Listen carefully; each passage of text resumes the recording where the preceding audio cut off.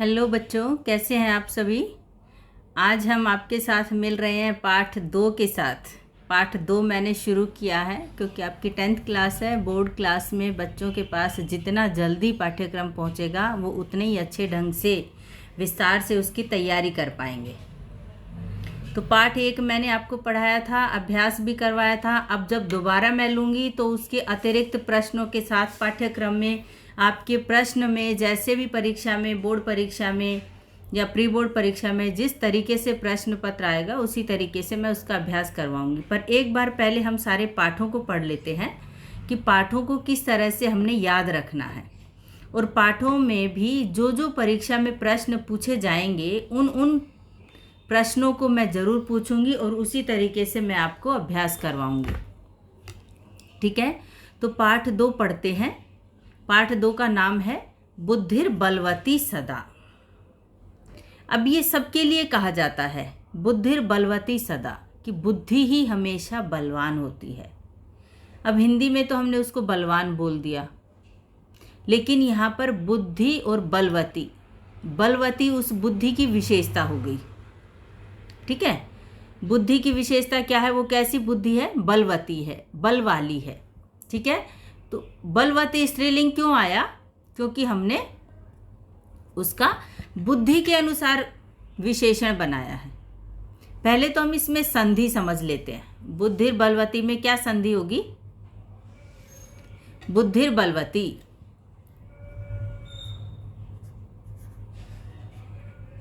बुद्धि ही प्लस बलवती। देखिए, मैंने आपको बहुत बार बताया पाठ 1 में भी कि विसर्ग से पहले यदि अ और आ को छोड़कर अन्य कोई स्वर आ जाए। अब विसर्ग से पहले धी में जो ई है, बुद्धि का अगर हम विच्छेद करें तो द प्लस ध और प्लस ई, ऐसे हम करेंगे। तो अंतिम स्वर हमारे पास क्या है, विसर्ग से पहले ई। ई जो है ना तो अ है ना ही आ है। अ और आ को छोड़कर अगर कोई विसर्ग से पहले अ और आ को छोड़कर कोई भी स्वर आ जाए तो विसर्ग को र हो जाता है। तो यहाँ पर हम क्या कर देंगे, बुद्धि ही प्लस बलवती। अब इस विसर्ग को जब हमने र कर दिया तो र आधा था तो वो ब पे चला गया, जैसा कि पाठ में लिखा हुआ है, बुद्धि ही बलवती। ठीक है, संधि हो गई पाठ में।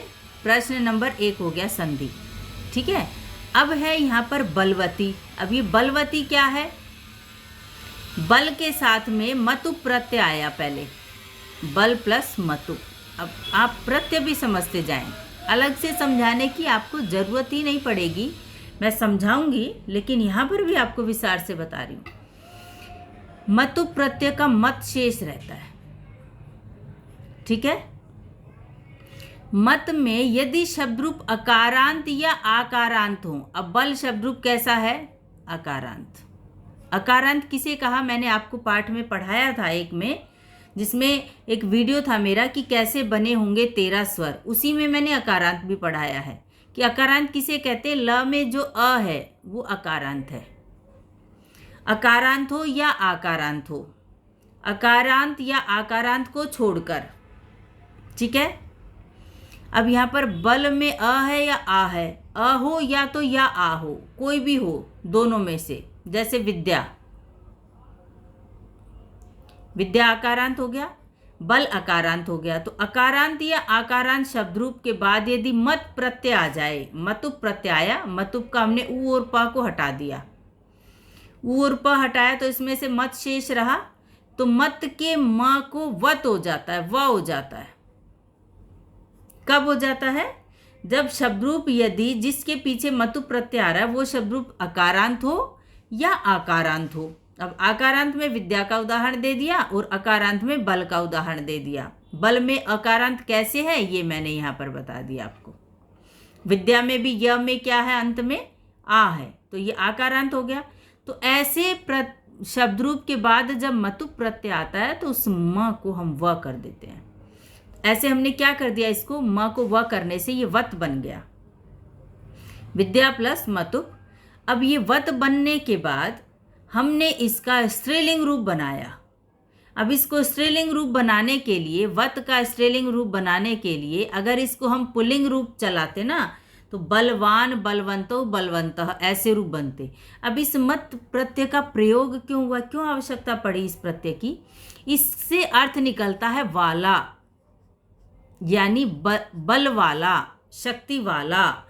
ठीक है। अब यहाँ पर स्त्रीलिंग बनाने के लिए हमने एक प्रत्यय लेकर आए, ङीप। दो प्रत्यय हैं आपके पाठ्यक्रम में जो पुल्लिंग शब्द रूप से स्त्रीलिंग शब्द रूप बनाते हैं। तो नंबर 1 तो है टाप और नंबर 2 है ङीप। ङीप की ई शेष रहती है और टाप का आ शेष रहता है। अब यहाँ पर हमें ई की मात्रा दिखाई दे रही है तो हमें समझ आ जाएगा कि यहाँ पर कौन सा प्रत्यय आया होगा। यहाँ पर ङीप प्रत्यय आया होगा। ङीप की जब ई रह गई तो ये वती बन गया। तो बहुत आसान था, बुद्धि साथ में जोड़ दिया हमने इसका, तो बुद्धि, सॉरी हमने क्या जोड़ा, बल। बल शब्द था हमारे पास, बलवती। ठीक है। विद्या होता तो विद्यावती। ठीक है। अगर शब्द रूप अकारांत या आकारांत नहीं होंगे ना आगे, तो हम म को म ही रखेंगे। जैसे अगर हमारे पास शब्द रूप है शक्ति या बुद्धि, शक्ति से यदि मतु प्रत्यय आता और स्त्रीलिंग प्रत्यय भी आता तो हम उसको बना देते मतुप का, तो मत शेष रहा, मत के त में ङी की ई जुड़ गई और ये मति बन गया। अब मति को हमने शक्ति के साथ जोड़ा तो शक्ति का म को व नहीं कर रहे हम यहाँ पर, शक्तिमती। ऐसे पुल्लिंग रूप होता तो शक्तिमान बन जाता, शक्तिमान, शक्तिमंतौ, शक्तिमंतः, ये रूप चलेंगे। और जब ये बलवती शब्द रूप आएगा ना तो ये नदी के जैसा चलेगा। अब ये मैं क्यों बता रही हूँ आपको, क्योंकि आपको कहीं पर भी इसकी संधि आ सकती है, कहीं पर भी इस प्रत्यय का आपको समास करना आ सकता है, तो आपको ये समझ में आ जाए, इसलिए मैं आपको इतना विस्तार से बता रही हूँ। ठीक है। तो ये आपने देखना है। अब हम इससे आगे, अब देखिए एक पाठ को शुरू करने से पहले मैंने आपको इतना विस्तार से सब कुछ बता दिया। क्या बताया कि बुद्धि बलवती, बलवती में क्या प्रत्यय है, बल प्लस मतुप। बल में कौन सा प्रत्यय है, मतुप, और स्त्रीलिंग बनाने के लिए क्या ले आए हम, ङीप प्रत्यय ले आए। ठीक है। तो ये बन गया बलवती। अब बुद्धि का स्त्रीलिंग था तो स्त्रीलिंग ही रूप आया यहाँ पर, बलवती।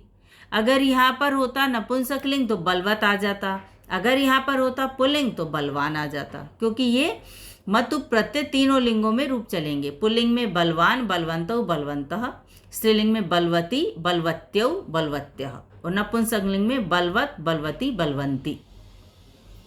ठीक है। अब चलते हैं पाठ के आगे। बुद्धिर बलवती सदा, बुद्धि सदा बलवती, बुद्धि हमेशा बलशाली होती है, बल वाली होती है। बुद्धिर यस्य बलम तस्य, इसमें कोटेशन आती है, संस्कृत की सूक्ति बोलते हैं उसको, कि जिसकी बुद्धि उसी का बल। बुद्धिर यस्य बलम तस्य, जिसके पास बुद्धि है उसी के पास बल है। तो पाठ पर आ जाते हैं। ये पाठ का जो संक्षिप्त परिचय है ये आपके पाठ्य पुस्तक में केवल दे दिया गया है, ये परीक्षा में नहीं आता है। तो हम सीधा पाठ पर आते हैं। अस्ति देवलाख्यो ग्रामः। अब देखिए मैंने आपको दीर्घ संधि तो पढ़ाई है, आप जहाँ पर संधि प्रकरण है मेरा वीडियो में वहाँ पर आप दीर्घ संधि पढ़ेंगे, और मैं दीर्घ संधि को यहाँ जरूर आपके लिए रेखांकित करूँगी। देवलाख्य, अस्ति देवलाख्यो ग्रामः, ग्रामः कहते हैं गांव को, और अस्ति यदि वाक्य के प्रारंभ में आ गया ना, पाठ शुरू होने से पहले यदि अस्ति आ जाता है तो उसका अर्थ क्या बन जाता है, आसीत। अस्ति का अर्थ हम क्या लेंगे, आसीत। क्यों लिया आसीत, क्योंकि वाक्य से प्रारंभे यदि एतत् पदम आगतम, ये पद यदि वाक्य के प्रारंभ में आ गया है तो हम इसका अर्थ आसीत में लेंगे, था करके। अस्ति देवलाख्यो ग्रामः, देवलाख्य ग्रामः आसीत। देउल, देउल नाम है गांव का। देखो आ है ना, आ पे संधि करते हैं, देउल प्लस आख्य। आख्य कहते प्रसिद्ध, कहा गया, देउल नाम से प्रसिद्ध गांव था। अब यहाँ पर ल में जो अ और आ दोनों मिलकर के क्या बन गया, दीर्घ संधि बन गई। यहाँ से अ ले लिया, यहाँ से आ ले लिया, तो यहाँ से आ हट जाएगा, यहाँ से है तो इसमें फिर वापस मिलेगा। तो देवला और पीछे है ख्य, देवलाख्यो। अब देवलाख्यो ग्रामः में संधि है। अब ये मत समझना कि इतना सब विस्तार बता रहे हैं, अर्थ बता नहीं रहे हैं। अर्थ से भी ज़्यादा जरूरी ये व्याकरणिक नियम है आपके लिए। ये संधि आपकी परीक्षा में आएंगी। देवलाख्यो, देवलाख्यो, ओ आया है, कहीं पर भी ओ आ जाएगा अंतिम पद में, और उसके बाद आ जाता है ग्राम। ठीक है, उसके बाद क्या आ गया, ग्राम। अब यहाँ पर ग्राम आने से क्या बन गया, विसर्ग संधि हो गई। ओ को हमने क्या किया है, ओ को हमने विसर्ग किए हैं। विसर्ग हम कब करते हैं, विसर्ग से पहले अ आ जाए और विसर्ग के बाद, अब देखो ओ से पहले यहाँ पर अ था ना, अगर हम इस ओ को विसर्ग कर दें, ओ को हमने विसर्ग कर दिए तो देवलाख्य, ये देखिए यहाँ पर भी आप समझ सकते हैं, यहाँ पर य के अंतिम पद अ है ना, तो विसर्ग से पहले ये अ हुआ। विसर्ग से पहले यदि अ है और विसर्ग के बाद कोई भी स्वर है या वर्ग का तीसरा, चौथा, पांचवा अक्षर है, या य, र, ल, व, ह, ये वर्ण आ जाते हैं तो विसर्ग को ओ हो जाएगा। इसलिए यहाँ पर हमने इसकी संधि क्या करनी है, देवलाख्यः प्लस ग्रामः। क्या संधि हो जाएगी, देवलाख्यः प्लस ग्रामः, ये संधि हो जाएगी हमारे पास। अब यहाँ पर प्रश्न बनता, किम नाम ग्रामः आसीत्। अब प्रश्न में अस्ति जरूरी नहीं है, वो आपको आसीत करके प्रश्न पूछेंगे, क्योंकि वो तो आसीत को अंत में ले रहे हैं। ये तो घटना प्रारंभ हो रही है तो उन्होंने अस्ति से शुरू कर दिया। अस्ति देवलाख्यो ग्रामः, देवलाख्य नाम का गांव था। तो किम नाम ग्रामः आसीत्, तो देवलाख्यः नाम ग्रामः आसीत्, और एक पद में अगर आ जाए तो देवलाख्यः। अब फिर आप देवलाख्यो नहीं लिखेंगे, मैं आपको बार बार कह रही हूँ, अगर आपने देवलाख्यो लिखा तो आपका नंबर बिल्कुल चला जाएगा। चलिए अगले वाक्य पर आते हैं। देखिए यहाँ पर अब इससे ज़्यादा आपके पास कुछ नहीं आएगा। देवलाख्य नाम ग्रामः आसीत्, ग्रामस्य नाम किम आसीत्, केवल इतना आ जाए कि ग्रामस्य नाम किम आसीत्, तो आप लिखेंगे देउल, फिर आख्य नाम ग्रामः ये लिखने की जरूरत नहीं है, देउलः। तो देउल में यहाँ पर संधि की थी तो विसर्ग का नोक कर दिया, तो जब आप प्रथमा विभक्ति में लेकर आएंगे, इसमें मूल शब्द रूप देउल था तो आप प्रथमा लगाएंगे कि नाम किम आसीत्, तो देउलः, ग्रामस्य नाम किम आसीत्, देउलः। तत्र राजसिंहः नाम राजपुत्रः वसति स्म। तत्र, अब देखिए आपको ना ये जरूर समझने हैं कि ये तत्र का मतलब ये किसको कह रहे हैं, वहाँ पर, यानी कहाँ पर, गांव में, उस गांव में, देवलाख्य नाम के गांव में।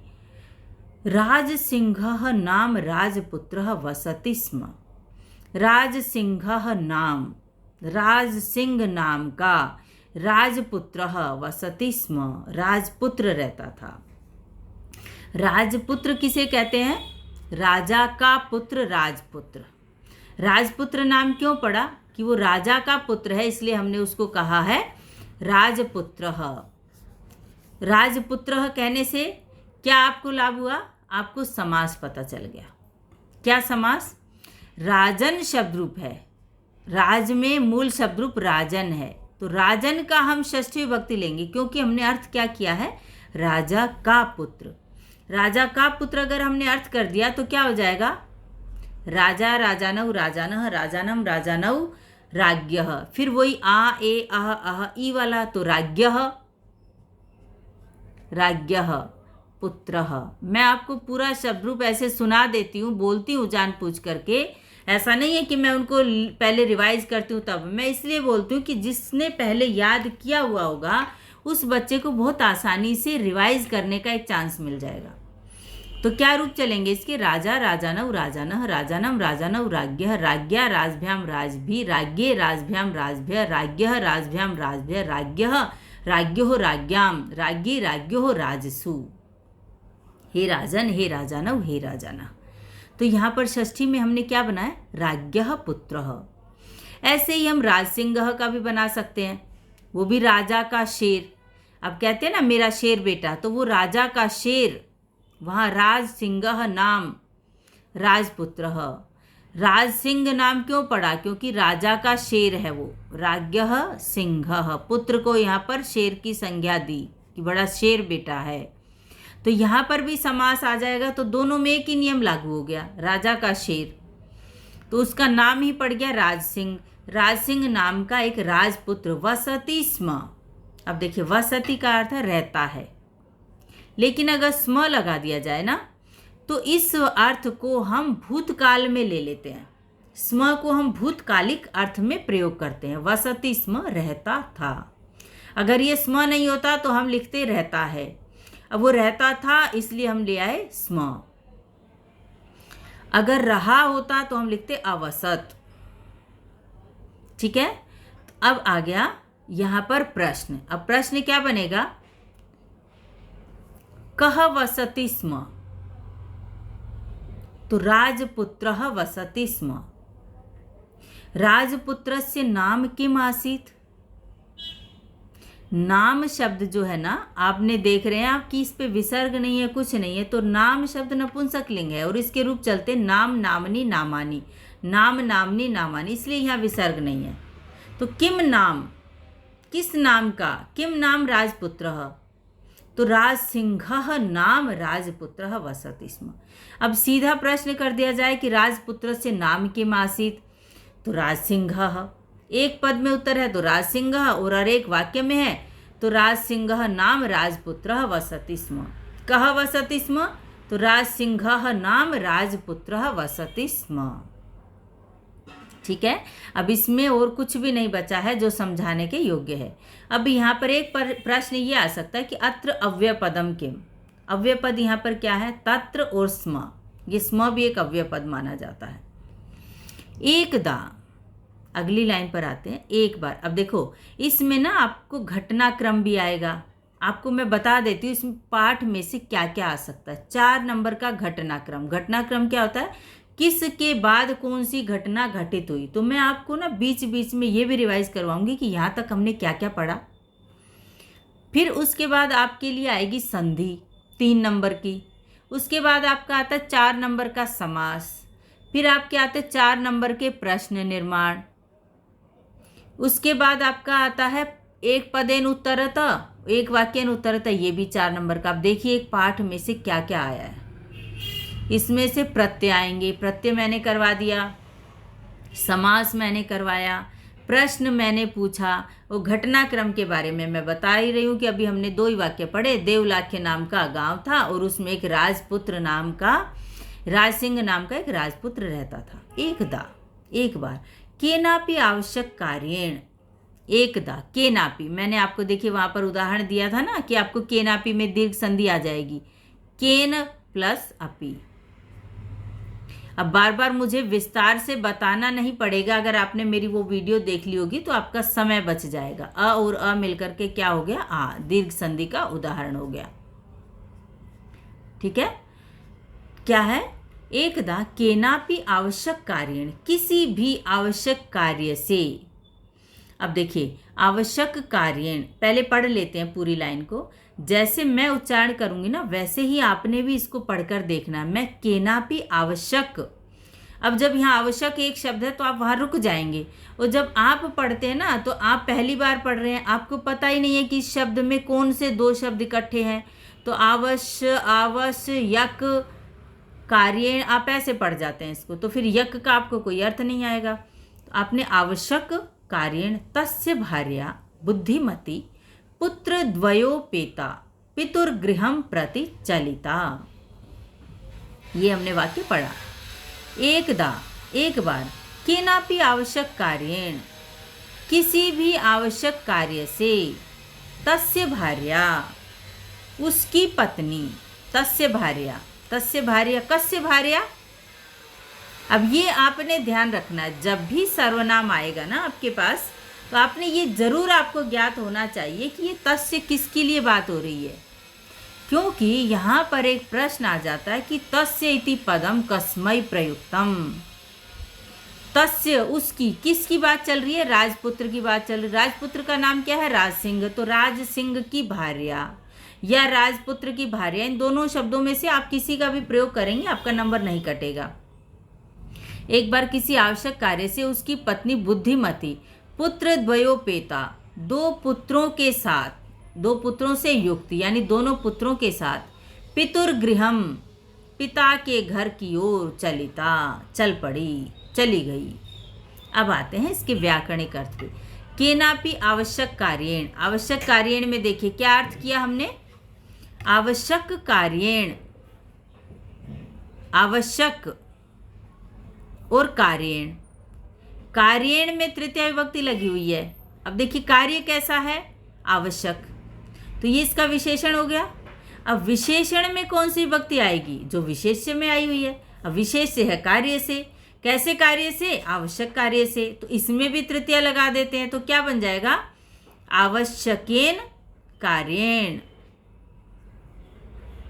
आवश्यकेन कार्येण तस्य भार्या। अब ये कर्मधारय समास हो जाएगा, आवश्यकेन कार्येण, ये कर्मधारय समास। क्योंकि कर्मधारय समास में मैंने पहले भी बताया था, विशेषण विशेष से अगर संबंध कहीं पर भी होगा तो जो विभक्ति विशेष्य में लगी हुई है वही हम उसके विशेषण में लगा देंगे। तो आवश्यकेन कार्येण, आवश्यक कार्येण तस्य भार्या, कस्य भार्या? राजपुत्रस्य भार्या या राजसिंहस्य भार्या। बुद्धिमती, अब बुद्धिमती का मैंने, अब देखिए आपको बताना है, बुद्धि शब्द रूप है, बल का वती बन गया था, लेकिन बुद्धि अकारांत भी नहीं है और आकारांत भी नहीं है, इकारांत है। तो बुद्धि प्लस मतुप जब आएगा तो मत शेष रह जाएगा। मत शेष रह गया तो यहाँ पर नी प्रत्यय आ गया, साथ में नी प्रत्यय आ गया, तो नी प्रत्यय की क्या शेष रह गई? ई शेष रह गई। तो बुद्धि से पहले बुद्धिमत बना था, बुद्धिमत। इसके अगर पुल्लिंग रूप चलते तो बुद्धिमान, बुद्धिमंत, बुद्धिमंत, लेकिन ये स्त्रीलिंग रूप चलाया तो हमने बाद में ई जोड़ दी ईप की, तो क्या बन गया? बुद्धिमती, बुद्धिमती तस्य भार्या बुद्धिमती। तो भार्या कीदृशी अस्ति? प्रश्न बन सकता है, कैसी है भार्या? बुद्धिमती भार्या, तस्य बुद्धिमती भार्या। बुद्धिमती को आगे भी ले सकते हैं कि भार्या कैसी है? बुद्धिमती। बुद्धिमती यानी बुद्धि वाली। क्या करती है? पुत्र द्वयोपेता। संधि देखेंगे पहले, संधि देखने से आपको समझ आ जाएगा पुत्र द्वय और उपेता ये कैसे कैसे बना। तो पुत्र द्वय, पुत्र द्वय में भी समास है, दो पुत्रों का समूह बना दिया, द्वयोः पुत्रयोः समाहारः। पुत्र द्वय उपेता, पुत्र द्वय प्लस उपेता, उपेता यानी युक्ता। अब आ और ऊ मिलकर के ओ हो जाता है, गुण संधि का नियम है। अगले वीडियो में पढ़ाऊंगी, जहाँ पर संधि प्रकरण पढ़ाया हुआ है वहाँ पर मैं आगे आपको गुण संधि पढ़ाऊंगी। पाठ 2 शुरू कर दिया मैंने, क्योंकि कुछ बच्चों के पाठ्यक्रम में पाठ ए सम्मिलित नहीं होता है, यूटी में पाठ 2 से ही शुरू कर देते हैं। तो किसी भी बच्चे को साथ ऐसा ना हो जाए कि वो पढ़ना चाह रहा है और उसके पास पाठ्यक्रम नहीं है मेरा दिया हुआ, तो मैं पाठ 2 पूरा साथ साथ आपके साथ लेकर आगे बढ़ रही हूँ। तो यहाँ पर क्या हुआ? पुत्र द्वय प्लस उपेता, अ और उ ओ हो गया, तो य में जब ओ मिला तो क्या बना ये देखिए, पुत्र द्वय, द्वय का य यहाँ से ले लिया था, ऊ यहाँ से ले लिया था, तो ये ओ अब इसमें मिल जाएगा, तो द्वयो बन जाएगा और पीछे पेता है, पुत्र द्वयो पेता, ऐसे बना। गुण संधि का नियम है। कौन सी संधि है? गुण संधि, जो कक्षा 9 में आपको पढ़ाई गई थी। दो पुत्रों से युक्त यानी दो पुत्रों के साथ या दो पुत्रों को लेकर, आप कुछ भी इसमें अर्थ समझ सकते हैं। युक्ता अर्थ होगा वैसे इसका, पुत्र द्वय उपेता, पुत्र दो पुत्रों के साथ। पितुर्गृहम, पितुर्गृहम, देखिए संधि आई है, ऊपर र गया हुआ है ना, इसका मतलब यहाँ पर संधि है, विसर्ग संधि। पुत्र गृहम, र है, इस र को हमने क्या कर दिया? विसर्ग कर दिए। पितुः गृहम्। विसर्ग को र कब होता है, ये तो हमने र हो रखा था यानी संधि हो रखी थी। जब विग्रह किया तो क्या आया इसमें, पितुः प्लस गृहम्। विसर्ग से पहले अब ये देखिए अ भी नहीं है आ भी नहीं है, तो क्या हो गया, विसर्ग को र कर दिया। र के पीछे स्वर नहीं था इसलिए व्यंजन है तो ऊपर चला गया। पितुः गृहम्। प्रति, प्रति का अर्थ है की ओर, ठीक है। पिता के घर की ओर, अब घर की ओर में कारक चिन्ह षष्ठी विभक्ति लगी हुई है, लेकिन मैं आपको यहाँ एक नियम बता रही हूँ, क्या कि प्रति के योग में द्वितीय विभक्ति आती है। गृहम प्रति, ग्रामम प्रति, नगरम प्रति, ठीक है, कक्षाम प्रति, तो प्रति के योग में द्वितीय विभक्ति, प्रति योगे द्वितीया। अब देखिए कितने नियम मैं आपको साथ साथ बताती हुई जा रही हूँ, इसलिए बहुत ज़्यादा नहीं एक साथ पढ़ा रही हूँ। 2 लाइन पढ़ाने में भी आपके साथ मैंने एक एक चीज़ बताई है, तो हम आगे नहीं भागेंगे, लेकिन जो परीक्षा में आ सकता है और जो आपके लिए उपयोगी है वो ज़रूर मैं बताऊंगी आपको। चलिता, अब यहाँ पर क्या, तस्य भार्या बुद्धिमती पुत्र द्वयोपेता पितुर्गृहम प्रति चलिता। चलिता भी किसके लिए आया, भार्या के लिए आया, ठीक है। तो भार्या चलिता, भार्या चली गई। का चलिता या का गतवती, तो बुद्धिमती, भार्या बुद्धिमती कुत्र गता, तो पितुर्गृहम प्रति गता, पिता के घर की ओर चली गई। चलिता के स्थान पर गता भी आ सकता है, अगच्छत भी आ सकता है। का अगच्छत, कौन गई, तो भार्या अगच्छत। भार्या कीदृशी आसीत, कीदृशी विशेषण के लिए, भार्या कैसी थी बता सकते हैं आप, भार्या बुद्धिमती आसीत। कुत्र गता, पितुर्गृहम प्रति गता। पुत्र द्वयोपेता, केन सह गता, पुत्र द्वयोपेता गता। किम नीत्वा गता, क्या लेकर गई, तो पुत्र का पुत्रौ नीत्वा गता, पुत्र यहाँ पर फिर 2 पुत्रों को लेकर चली गई। पुत्र कथम गता, प्रश्न आ सकता है, कथम गता कैसे गई, कि भार्या बुद्धिमती पुत्र द्वयोपेता पितुर्गृहम प्रति चलिता या गता, जैसे भी आप लिखेंगे ना वो इसमें आ जाएगा। अब इसमें कोई ऐसी चीज नहीं रही है जो आपको समझ में नहीं आई होगी। अब प्रश्न एक आता है कि तस्य इति पदम, तस्य, ये प्रश्न है ना, हर बच्चा इसमें गलत करता है। तस्य इति पदम, एक बार बताने के बाद भी बार बार इसमें बच्चे गलतियां करते हैं। तस्य इति पदम, ये प्रश्न आता है निर्देशानुसार में। तस्य इति पदम, इस तस्य को ऐसे इन्वर्टेड कोमा में बंद कर देते हैं। तस्य इति पदम कस्मै प्रयुक्तम, कस्मै प्रयुक्तम ये है। कस्मै प्रयुक्तम मतलब किसके लिए आया, ये पद जो है किसके लिए। अब किसके लिए में यहाँ चतुर्थी विभक्ति है, तो आपके उत्तर में भी चतुर्थी विभक्ति ही आनी चाहिए। तस्य इति पदम कस्मै प्रयुक्तम, तो आप लिख सकते हैं राजपुत्राय, तो ठीक होगा। राज सिंहाय लिख दे तो भी ठीक है, लेकिन अगर चतुर्थी नहीं लगाते हैं, राज सिंह लिख देंगे या राजपुत्र लिख देंगे तो आपके नंबर कट जाएंगे।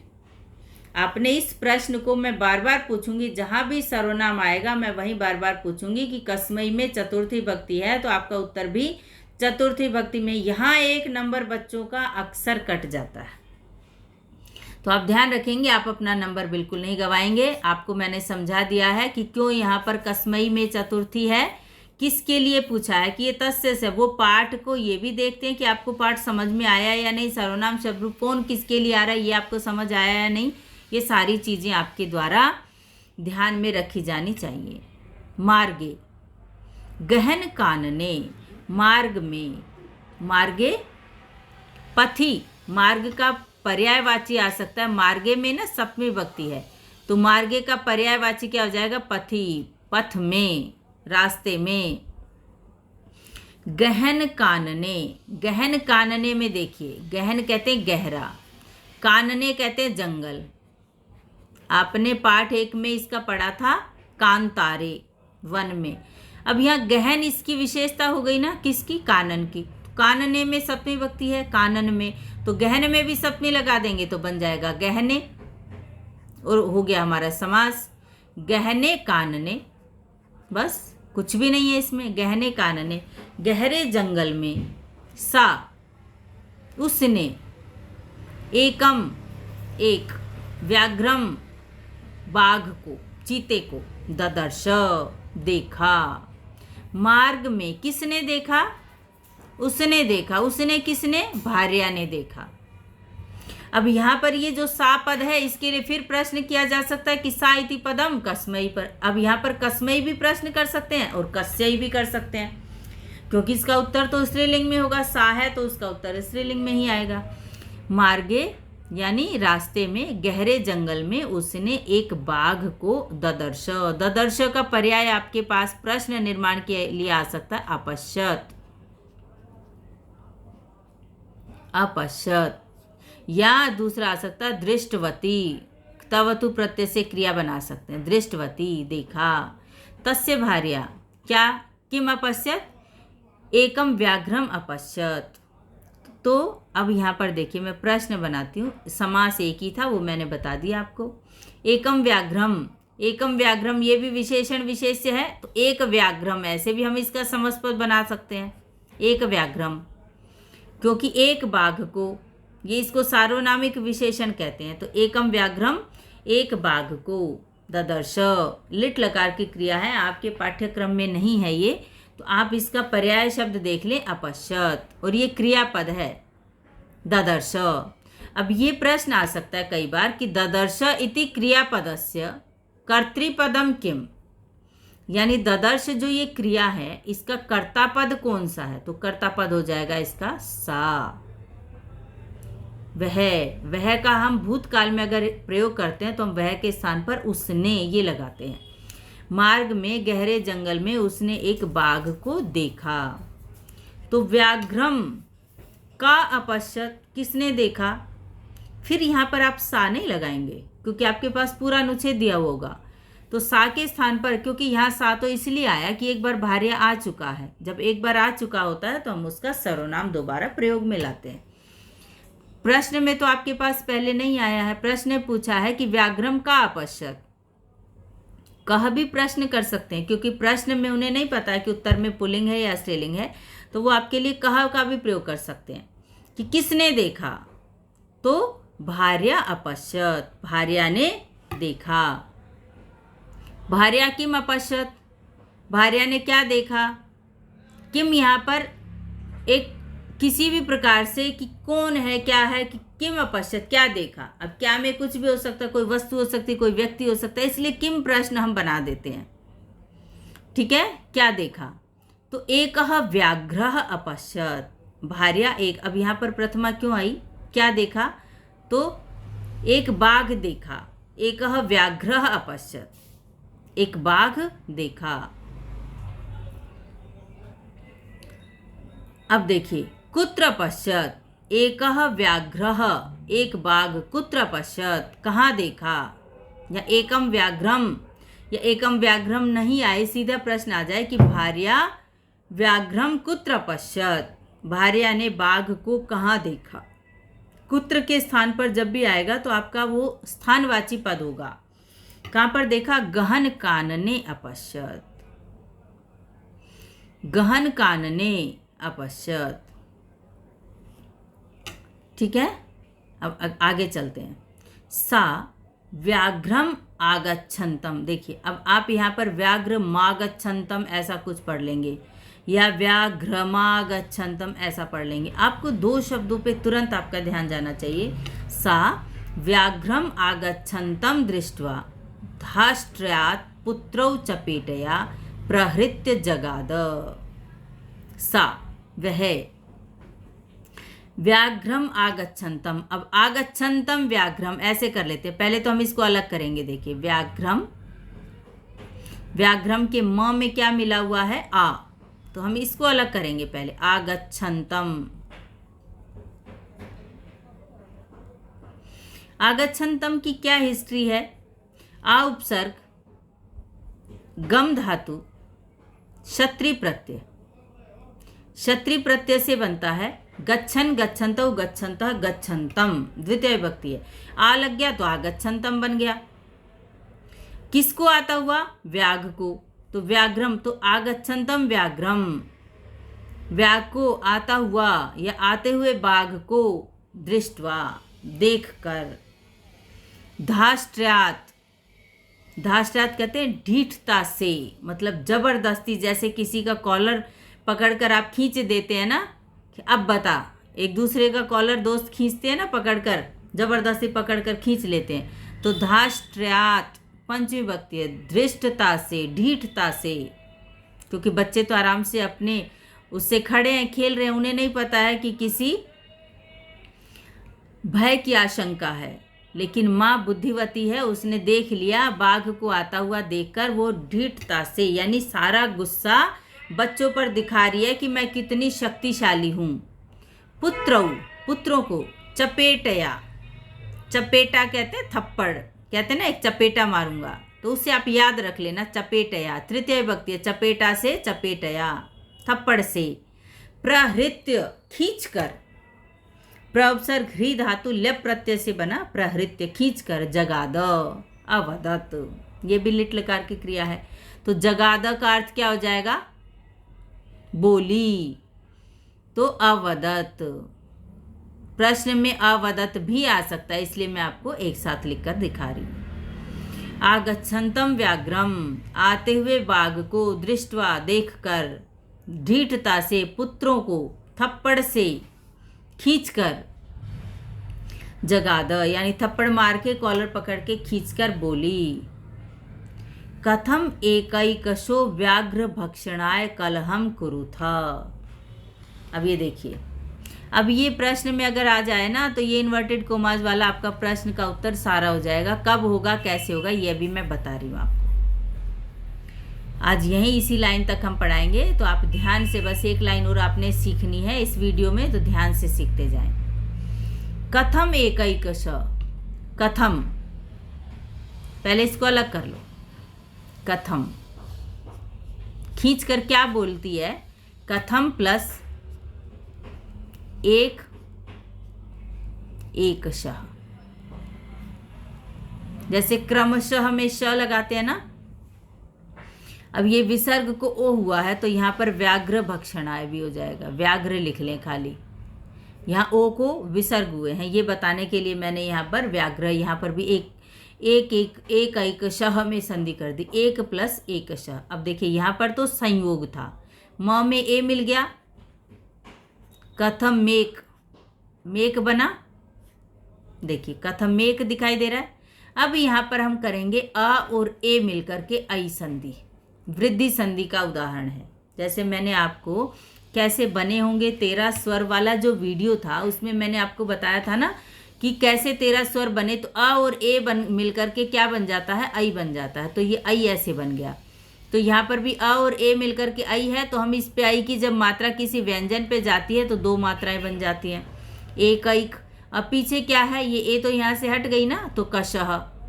देखो कितना विस्तार से मैंने आपको संधि दोबारा से यहाँ बता रही हूँ। कथम एकैकशः, कथम क्यों, एक एक शह, एक एक व्याघ्र भक्षणाय, बाघ के भक्षण के लिए, कलहम कुरुथः, कलह कर रहे हो, झगड़ा कर रहे हो। अब दो थे ना पुत्र, तो दो पुत्र थे, तो कुरुथ आ गया यहाँ पर। अब पहले देख लेते, देखिए एक एक शह समझ में आया आपको? एक एक करके, यानी दोनों को एक एक चाहिए, ऐसा झगड़ा क्यों कर रहे हो? एक आया है तो दोनों को मिल बांट करके खा लेना, ये बताना चाह रही है। और ना तो बच्चों ने बाघ को खाना है, वो केवल इसलिए है कि बाघ को ये पता चल जाए कि ये तो व्याघ्र भक्षी हैं, ये तो व्याघ्र को खा जाने वाले लोग हैं, तो ये तो यहाँ मेरे को चबाकर खा जाएंगे, ये तो एक एक मांगने के लिए कलह कर रहे हैं, ऐसा व्याघ्र को संदेश दिया। व्याघ्र भक्षणाय में समास क्या हो जाएगा? देखिए, व्याघ्र के भक्षण के लिए, तो के में षष्ठी है, तो व्याघ्रस्य भक्षणाय, व्याघ्र भक्षण के लिए। व्याघ्र भक्षणाय में क्या समास हो जाएगा? बाघ के खाने के लिए। कलहम कुरुथः, कुरुथः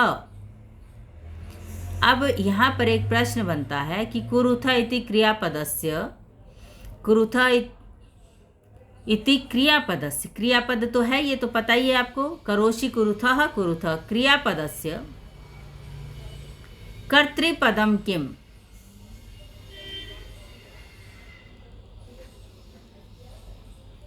अब यहाँ पर तो कुछ क्रिया के साथ में जो करता है उसका प्रयोग किया नहीं है, इसलिए बच्चे क्या गलती कर देंगे।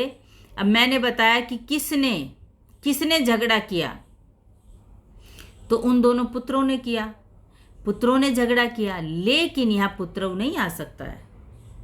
क्यों नहीं आ सकता है?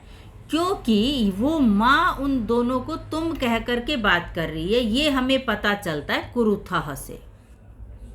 जब कुरुथः का प्रयोग किया तो इसका मतलब माँ उनको कह रही है कि क्यों तुम दोनों एक एक व्याघ्र को खाने के लिए झगड़ा कर रहे हो। तो यहाँ पर आ जाएगा कुरुथः का कर्ता पद हो जाएगा युवाम, त्वम युवाम यूयम। कर्ता क्रिया संबंध वाला वीडियो है, अगर आपको ये नहीं समझ में आया हो इतना बताने के बाद भी, तो मेरा वो वाला वीडियो देख लें जिसमें मैंने बताया हुआ है कर्ता क्रिया संबंध। तो मैंने वहाँ बताया था कि मध्यम पुरुष की अगर क्रिया है तो मध्यम पुरुष का ही कर्ता आएगा। अब ये मध्यम पुरुष में बनता है ना, करोषि करोति कुरुतः कुर्वन्ति, करोषि कुरुथः कुरुथ, तो ये मध्यम पुरुष के द्विवचन में बनता है। तो मध्यम पुरुष के द्विवचन का कर्ता कौन होता है? त्वम युवाम यूयम। मैंने ऐसे आपको गिनने के लिए बोला था कि त्वम युवाम यूयम, तो करोषि कुरुथः, तो थः यहाँ पर आया तो आप थः लिख लेंगे, तो यहाँ पर आपका आ जाएगा उसके अनुसार युवाम। तो कुरुथः इति क्रियापदस्य कर्तृपदम किम, तो युवाम, जो कि यहाँ पर नहीं है, तब भी आपने युवाम लिखना है। अगर आप पुत्रौ लिख देंगे ना आपको 0 नंबर मिलेगा, कोई नंबर नहीं मिलेगा आपको। अयम एकस्तावद विभज्य भुज्यताम। अब देखिए यहाँ पर क्या क्या दिया इन्होंने, देखिए एक एक शब्द पर मैं पूरा विग्रह आपको बता रही हूँ, क्योंकि यही आपकी परीक्षा में आने वाला है। एक एक शब्द को आप कैसे कैसे अलग करेंगे, कैसे उसमें से विग्रह करेंगे। अब अगली बारी आती है, देखिए यहाँ पर क्या क्या अलग करना है हमने। अयम, एकः, तावत्, विभज्य,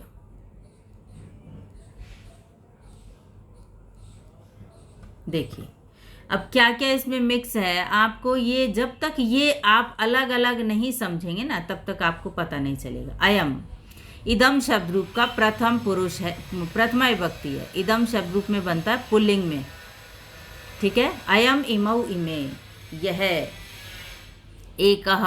अब यहाँ पर ये तो था संयोग, अयम के म में ए मिल गया तो अयम एका बन गया। अब यहाँ पर जो स था ना, ये स आता विसर्ग को।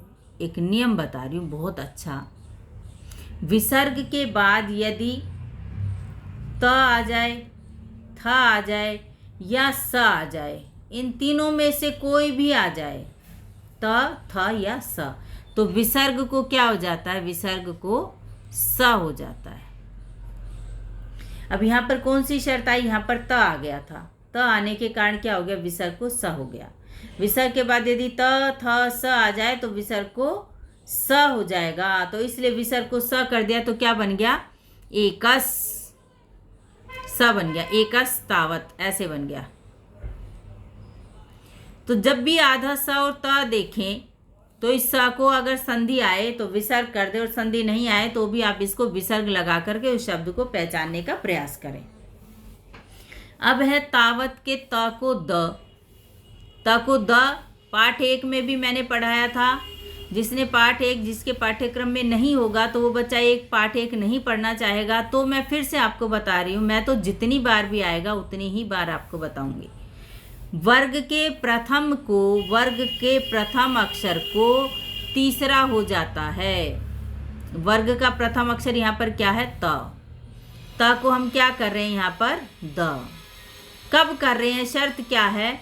उत्तर पद में कोई भी स्वर आ जाए, या वर्ग का तीसरा या चौथा अक्षर आ जाए, या य, र, ल, व या ह, इनमें से कोई भी एक वर्ण अगर आता है पहले के बाद, तो इसको वर्ग का तीसरा हो जाएगा। तो त को यहाँ पर इस कारण से द हो गया, क्योंकि यहाँ पर क्या आया था, एकस तावत विभज्य, तावत, तावत में त था, त को द हुआ, द के बाद विभज्य। अब ये देखिए यहाँ पर तावत विभज्य ऐसे लिखा जाएगा, तावत, इस त को हमने द किया, उत्तर पद में था वी, वी में सबसे पहला अक्षर क्या माना जाएगा, व, यानी त के बाद सीधा व आ रहा है और व हमारी शर्त में आ गया, इसलिए त को द हुआ। मैंने यर अलावा की वह शर्त थी, वो वह शर्त यहाँ पर पूरी हो रही है, इसलिए यहाँ पर त को द हुआ। तो त को द कर दिया हमने। जब त को द किया तो हम इसको, आधा है द, तो हम इस प्रकार से भी इसको लिख सकते हैं, तावद, तावद वी, अब पीछे आ जाएगा भज्य, जो पीछे दे रखा है, विभज्य, बांट कर, अयम एकह तावत, तावत, तो इस कारण से यह एक ही विभज्य बांट कर भुज्यताम, खा लिया जाए, खा लो, पठतु पठताम पठंतु विभुज्यताम, ठीक है, तो खा लो। पश्चात अन्यो, अब यहाँ पर प्रश्न क्या आएंगे देखिए, प्रश्न मैंने पहली वाली लाइन में भी नहीं पूछे शायद से आपसे, तो मैं पीछे वाली लाइन पे फिर एक बार जाती हूँ। तो कम आगच्छन्तम दृष्ट्वा भार्या जगाद, तो व्याघ्रम आगच्छन्तम दृष्ट्वा, तो कौ चपेटिया प्रहृत्य जगाद, किसको थप्पड़ से मारकर बोलती है, तो कौ के स्थान पर आ जाएगा पुत्रौ, कस्मात पुत्रौ चपेटिया जगाद, तो धाष्ट्र्यात, चपेटयात में क्या बन जाएगा, कया प्रहृत्य जगाद, कया किसके द्वारा, तो कया का प्रश्न आ जाएगा चपेटया, चपेटे से यानी थप्पड़ से। ये पहली लाइन के प्रश्न हो गए। अब हम आते हैं इस पर, कथम एकैक्ष व्याघ्र भक्षणाय कलहम कुरुथ। अब इसमें ना प्रश्न आपके पास अक्सर क्या आएगा कि भार्या किम अवदत्, या पुत्रयोः माता, दोनों पुत्रों की माँ किम अवदत्, क्या बोली। तो यहाँ पर ये सीधा आ जाएगा, पुत्रयोः भार्या अवदत् यत्, अवदत् यत् करके लिख दें या फिर आप इसको पूरा का पूरा अवदत् और डैश डाल करके आगे लिख दें कि सा अवदत् यत् कथम एकैकशो व्याघ्र भक्षणाय कलहम कुरुथ, अयम एकस्तावत् विभज्य भुज्यताम, पश्चात अन्यो द्वितीय कश्चित् लक्ष्यते, बाद में दूसरा कोई देख लिया जाएगा। तो पश्चात अन्यो द्वितीय, पश्चात अन्यो, पश्चात अन्यो में देखिए फिर से आ गई संधि, पश्चात, पश्चात के त को द हो गया, क्यों हुआ त को द, अन्य का अ आया और फिर अन्य के विसर्ग को ओ हुआ था तो ओ को विसर्ग कर दिया हमने, फिर आ गया द्वितीय।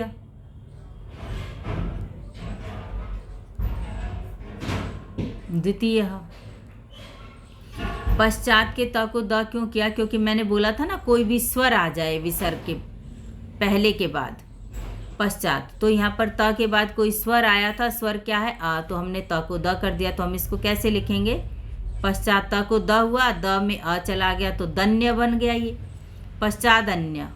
तो हम इसको दन्य नहीं पढ़ेंगे, हम पढ़ेंगे अलग करके पश्चात अन्य, क्योंकि आपको अर्थ समझे बिना अन्य द्वितीय, अन्य द्वितीय यानी अन्य दूसरा, उसके बाद मतलब एक को आप बांट करके खा लें, उसके बाद दूसरा कोई, कश्चित लक्ष्यते, कश्चित लक्ष्यते में संधि देख ली जाए, कश्चित प्लस लक्ष्यते।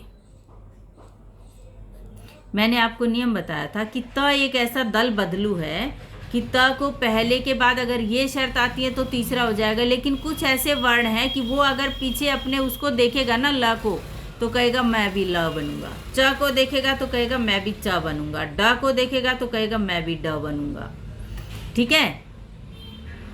तो यहाँ पर इनको देख करके न को देखेगा तो कहेगा मैं भी न बनूंगा। तो कश्चित में त के बाद उसने ल देखा तो त को भी ल बन गया, तो कश्चिल लक्ष्यते बन गया ये, कश्चिल लक्ष्यते।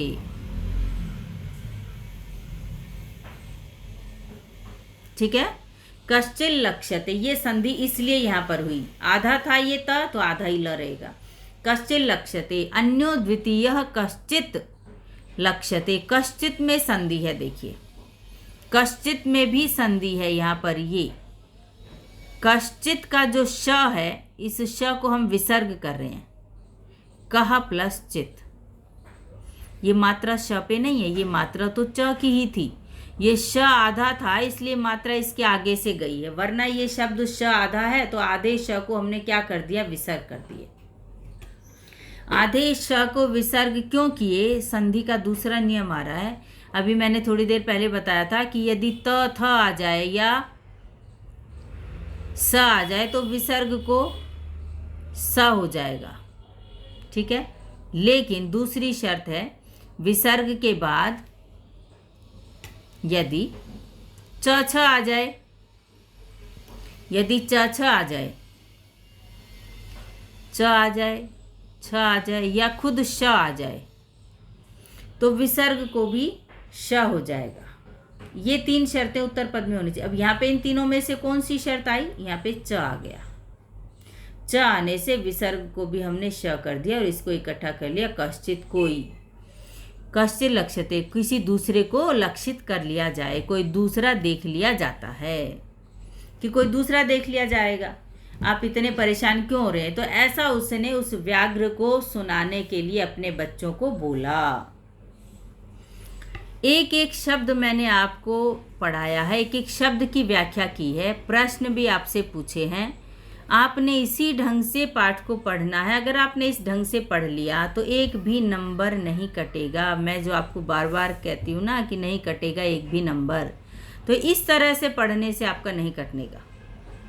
अब यहाँ तक हमने घटनाक्रम क्या पढ़ा है कि एक देवलाख्य नाम का गांव है, उसमें एक राज सिंह नाम का राजपुत्र रहता है। उसकी पत्नी किसी भी आवश्यक कार्य से दोनों पुत्रों के साथ गांव में चली जाती है। मार्ग में गहरे जंगल में उसको एक बाघ दिखाई देता है। बाघ को आता हुआ देखकर वह ढीठता से पुत्रों को थप्पड़ मारकर खींचकर बोलती है कि क्यों एक एक व्याघ्र के खाने के लिए कलह कर रहे हो, तुम एक को ही बांट करके खा लो, दूसरा कोई बाद में जब आएगा तब उसको खा लेना। अब यहाँ पर इसके बाद एक लाइन और बचती है, इति श्रुत्वा, ऐसा सुनकर। यहाँ पर आ गए हम। इति श्रुत्वा व्याघ्रमारी, व्याघ्रमारी किसे कहते हैं, बाघ को मारने वाली। काचिद यम इति मत्वा व्याघ्रो भयाकुल चित्तो नष्टः। देखना, इति श्रुत्वा, क्या सुना उसने ये सुना ना कि भाई ये इस तरह से हमें कोई मार ना दे, ये तो इतनी खतरनाक है कि ये तो अपने बच्चों को भी बाघ मार मार करके खिलाती है, तो ये तो हमें भी मार देगी। तो इस तरह से ये हमें ना मार दे या मुझे ना मार दे। व्याघ्र मारी काचिद यम, कि ये व्याघ्र को मारने वाली है। इति श्रुत्वा, ऐसा सुनकर। व्याघ्र मारी, अव्याघ्र मारी में ना यहाँ समास है। व्याघ्रम मारयति यासा, व्याघ्रम मारयति, इति भी लिख सकते हैं या यासा, या सा, यानी उसका नाम पड़ा। मारी बनाया ना, तो मारी शब्द स्त्रीलिंग में बनाया इन्होंने, तो व्याघ्रम मारयति यासा, जो बाघ को मारती है, तो इसलिए नाम पड़ गया व्याघ्र मारी। काचिद, देखिए वही संधि आ गई। काचिद क्यों कहा, स्त्रीलिंग है तो काचित, काचित प्लस इयम प्लस इति, ठीक है। काचित, त को द हुआ, त को हमने द किया और द में ये ई चली गई तो दियम बन गया ना, ये काचिद दियम। यम के म में ई चली गई, मिति बन गया। ऐसे मैं जोड़ जोड़ कर आपको इसलिए दिखा रही हूँ कि आपको ये शब्द कैसे अलग हुआ ये आपको पता होना चाहिए। तो ये शब्द है इसमें, काचित प्लस इयम प्लस इति। काचित कोई, इयम यह, इति यह, इति मतलब इतना ही उसने सोचा कि ये सुनकर कि ये व्याघ्र मारी है। इति मत्वा, ऐसा मानकर। मन धातु से त्वा प्रत्यय में आया है मत्वा, मन प्लस त्वा, मत्वा। भयाकुल चित्तः नष्टः, भयाकुल, भयाकुल में पहले संधि देख लें। क्या संधि है? भय से आकुल। भयाकुल में क्या संधि करेंगे हम? भयेन आकुलः। भयाकुल।